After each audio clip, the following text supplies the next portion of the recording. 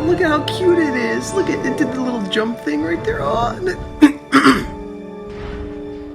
the Stegosaurus. Its name literally means roof lizard. Stegosaurus fossils have been mostly found across the western United States, but a partial skeleton has also been found in Portugal in 2006, giving promise of other stegosaur fossils being found in Europe. Classified as being from the late Jurassic period, the Stegosaurus is estimated to have grown up to 30 feet long and as high as 9 feet tall, also coming in at a weight of around 7.5 tons for larger specimens. In order to carry all of that weight around, it's now well known the Stegosaurus was a quadruped. However, when it was first discovered, some paleontologists originally thought the Stegosaurus was bipedal due to its larger rear legs compared to its much smaller front legs. These larger rear legs actually would have carried most of the weight of the animal, which could have helped the Stegosaurus have a tighter turning radius compared to quadrupeds that shared their weight between the front and back legs. It is also thought that the shorter front legs would have helped keep the head of the Stegosaurus at a proper biting height for vegetation on the ground of which it ate.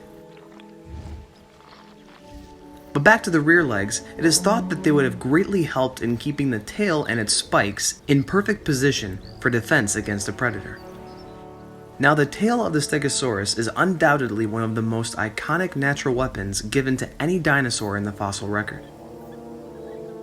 The tail has a collection of 4 to 10 spikes along the end thought to have helped in attacking predators for self-preservation. These spikes are known as the thygomizer, a term originally coined by the cartoonist Gary Larson in his comic strip The Far Side, but would later become adopted as the official term for the Stegosaurus's tail spikes.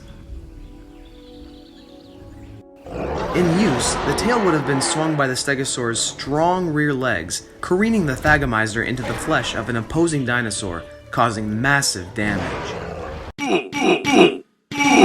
That's a lot of damage! These tail spikes are iconic in the Stegosaurus's profile, but the obvious point of conversation surrounding this animal are its large plates perched atop its back. The name roof lizard actually comes from these plates, but originally because of a misunderstanding. When originally being described, paleontologists incorrectly put the plates over the animal's rib cage like shingles on a house, thus giving it the name roof lizard. But thanks to the discovery of more complete specimens, it was later understood the plates were meant to sit vertically rather than horizontally on the animal's back. The plates are now generally accepted to sit in a double row configuration, with plates alternating from each other, meaning the plates do not sit next to each other, but rather one row sits slightly in front of the other, creating an alternating pattern along the Stegosaur's back.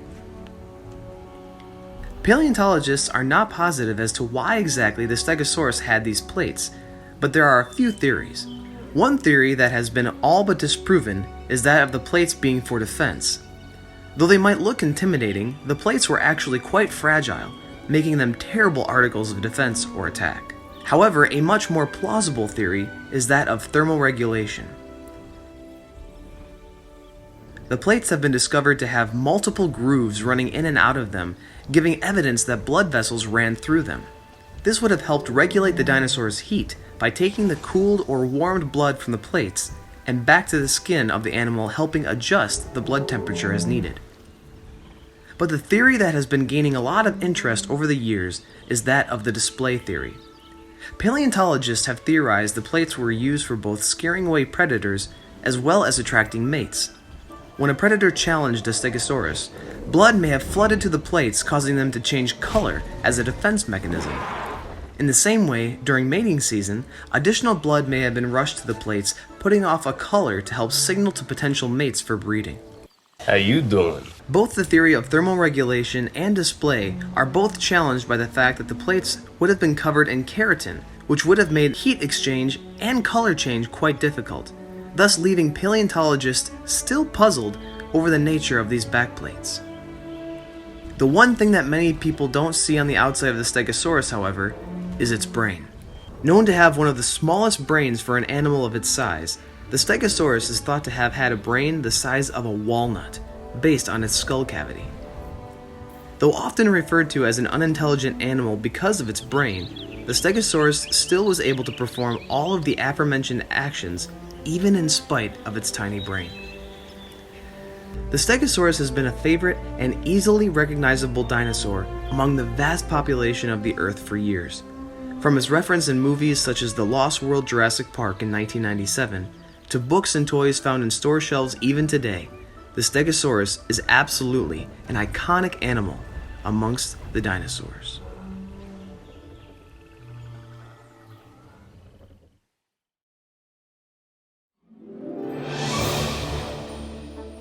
And before we go, I need to make mention of the online t-shirt store, TEELOBITE.